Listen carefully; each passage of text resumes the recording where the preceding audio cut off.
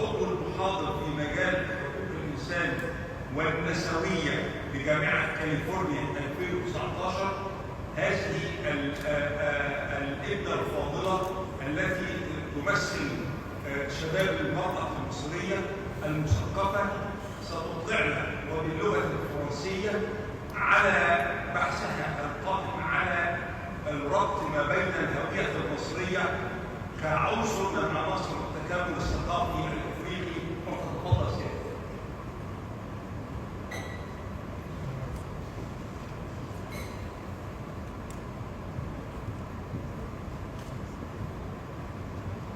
شكرا لسيادتكم واسمحوا لي أن أقدم كلمتي بالفرنسية.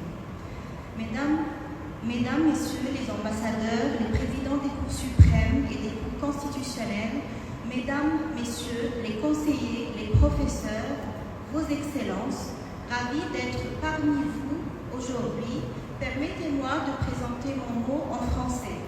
L'intervention à ce jour est intitulée « De l'identité égyptienne à la complémentarité culturelle en Afrique ».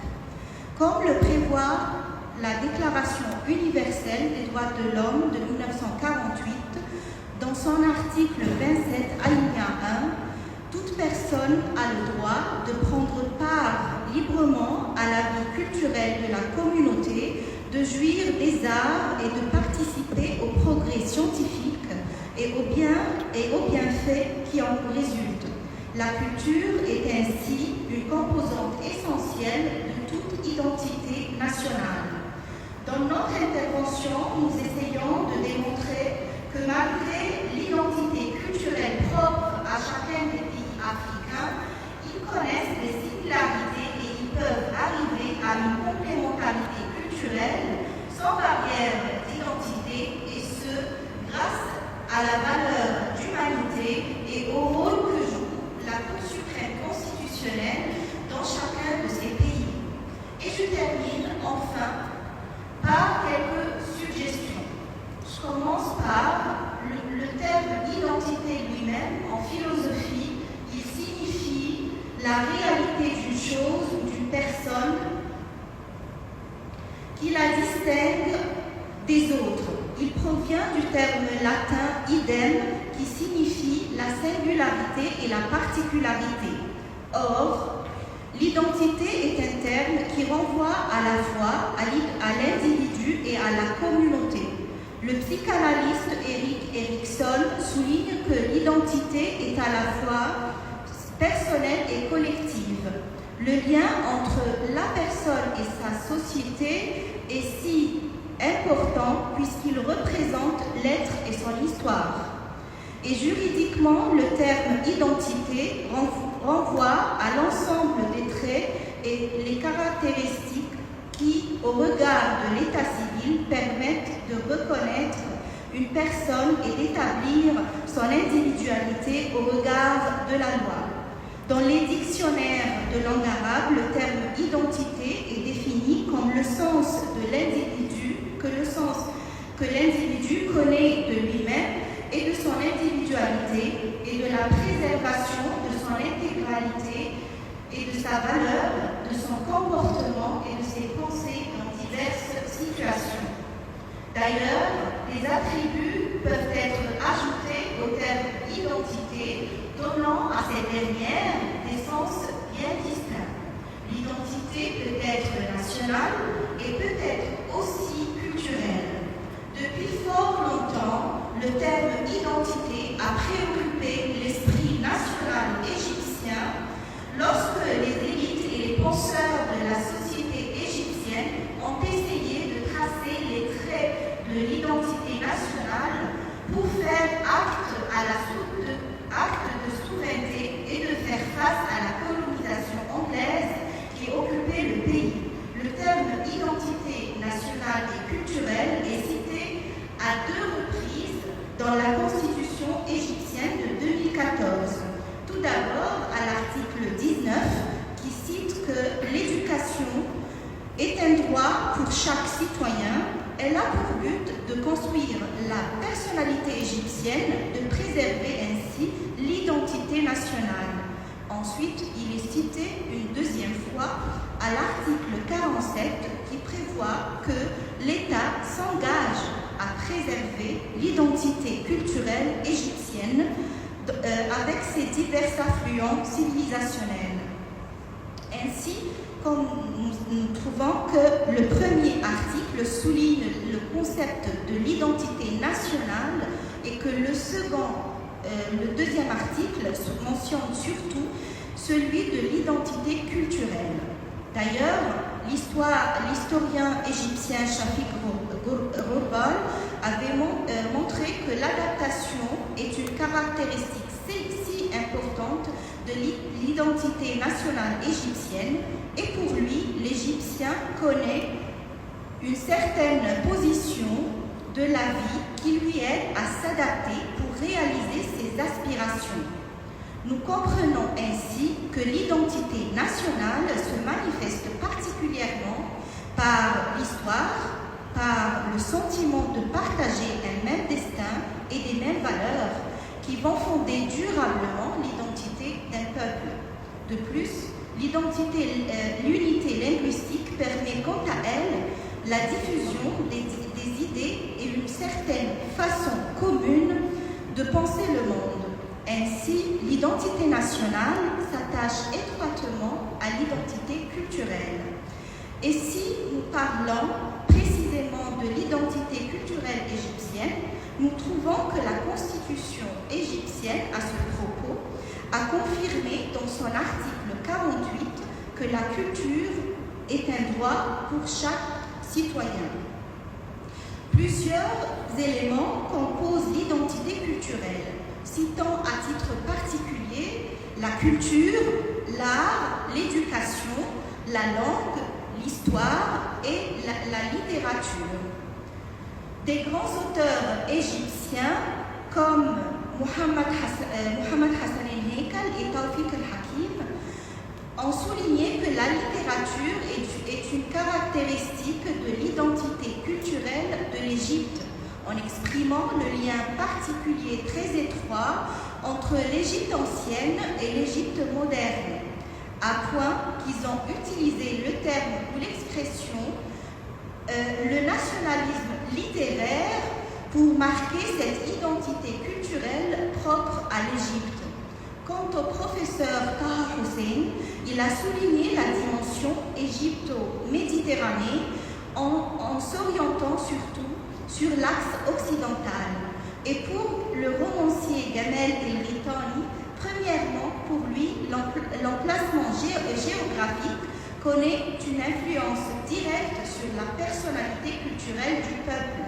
Par exemple, le Nil connaît une grande valeur pour la civilisation égyptienne et, deuxièmement pour Gamel el-Ritani, l'architecture pour lui manifeste le lien entre l'homme et la nature, comme l'exemple des pharaons qui ont manifesté leur civilisation dans des pyramides, des musées et des lieux de culte existants jusqu'à nos jours.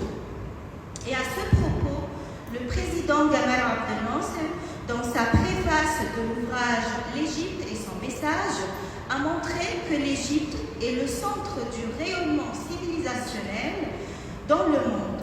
Et l'auteur de cet ouvrage, Hossein Mouknes, a pour sa part mentionné 3 dimensions très importantes pour l'Égypte. Tout d'abord, l'Égypte et l'Afrique, l'Égypte et la Méditerranée, et l'Égypte et l'Orient. D'ailleurs, qui dit civilisation dit également histoire et monument. L'Égypte est un grand pays qui a vécu plusieurs civilisations et qui a connu plusieurs cultures, marquant son ouverture sur le monde. Ainsi, nous trouvons à titre particulier les articles 49 et 50 de la Constitution égyptienne de 2014 qui cite que l'État est tenu de protéger, de préserver les antiquités, les espaces et de les entretenir, de les restaurer, d'organiser et de surveiller les fouilles et de récupérer ce qui en a été saisi. le patrimoine culturel, matériel et moral de l'Égypte dans toute sa diversité antique, copte, islamique, constitue une richesse nationale et humaine que l'État s'engage à préserver et à entretenir. Pour sa part, la Cour suprême constitutionnelle égyptienne, elle fait preuve de légitimité juridique et du respect de la Constitution. Et ce, grâce à son contrôle de constitutionnalité et à ses décisions, que la singularité de l'identité culturelle égyptienne est toujours préservée. Dans une décision du 2 mai 1999, nous trouvons que la Cour suprême constitutionnelle a garanti le droit des justiciables au remboursement en décidant la non-constitutionnalité de l'article 13 de la loi numéro 117 de l'année 1983 concernant la protection des monuments. Elle a essayé d'équilibrer en fait les intérêts des justiciables d'un part et l'intérêt du ministère du Tourisme et des Antiquités. Et dans une décision encore plus récente, la Cour suprême constitutionnelle, elle a fait preuve du respect des articles 47 et 50 de la Constitution actuelle, et il s'agissait dans cette affaire en l'espèce d'un bâtiment dont l'architecture est bien stylée et distinguée dans le quartier d'Héliopolis au Caire. Bien que la singularité de chaque nation soit une fierté pour le peuple, une diversité ou une complémentarité entre les nations serait une valeur ajoutée pour l'humanité. Nous trouvons que l'article 5 de la Déclaration universelle de l'UNESCO prévoit la diversité culturelle en citant que les droits culturels sont partie intégrante des droits de l'homme qui sont universels et indissociables, et que toute personne doit ainsi pouvoir s'exprimer, créer et diffuser ses œuvres dans la langue de son choix, et en particulier dans sa langue maternelle. Toute personne a le droit à une éducation et à une formation de qualité qui respecte pleinement son identité culturelle. L'identité nationale et culturelle égyptienne fait partie d'un riche patrimoine africain dont on est à la recherche de sa complémentarité. La culture africaine est diversifiée et se compose d'un mélange de tribus qui ont chacune leurs propres caractéristiques uniques. Elle est le résultat de la diversité de la population vivant aujourd'hui sur le continent africain. La culture africaine apparaît dans les arts, les traditions folkloriques, la religion, la mode, le style de cuisine, la musique et la langue. La Déclaration universelle sur la diversité culturelle UNESCO 2001 a traité dans ses textes de la diversité culturelle. Selon la logique de cette déclaration, grâce à ce pluralisme culturel que se construit le patrimoine humain avec toutes ses diversités et ses mixités.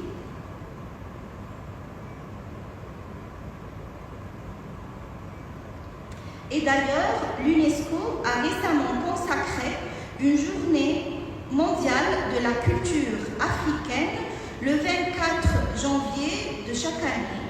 Cette journée célèbre les nombreuses cultures vivantes du continent africain et les promeut comme un levier efficace au service du développement durable, du dialogue et de la paix. En tant que source riche du patrimoine mondial commun et berceau de l'humanité, la promotion de la culture africaine est indispensable pour le développement du continent et pour l'humanité en général. Et enfin, voici quelques suggestions. Premièrement, afin de conserver ce patrimoine africain pour l'humanité, il faut que les pays africains proposent à l'UNESCO un plan juridique de protection de ce patrimoine et il faut valoriser le patrimoine africain au niveau mondial pour montrer l'unicité de celui-ci.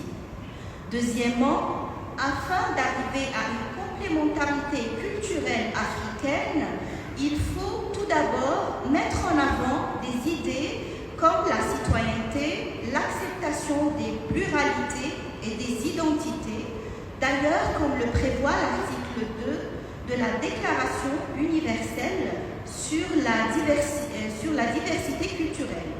Troisièmement, il faut ensuite continuer à encourager les différentes éditions de la capitale africaine de la culture, puisqu'en célébrant cet événement, on va montrer le sentiment d'appartenance, du respect de soi, de l'identité nationale et de promouvoir la créativité et la beauté africaine. Quatrièmement, il faut également mettre en avant la culture africaine, par exemple en prévoyant un sommet annuel pour la culture africaine. D'ailleurs, la charte de la renaissance culturelle africaine encourage les pays africains à avoir une coopération entre États pour avoir une meilleure compréhension du peuple. Nous ajoutons à ceci une suggestion plus juridique et judiciaire selon laquelle les cours constitutionnels des pays africains peuvent essayer d'harmoniser leurs décisions selon les sujets traités, et ce, à l'instar de la Cour de justice de l'Union européenne. Et d'ailleurs, l'Union africaine peut jouer un grand rôle à ce propos grâce à son organe juridique. Finalement, le continent africain pourrait former une identité culturelle africaine commune s'il fixerait un agenda ou une liste d'objectifs communs qui répondent directement aux situations actuelles vécues dans chacune de ces sociétés et qui va au-delà des divergences culturelles propres à chacune de ces nations. Merci pour votre attention.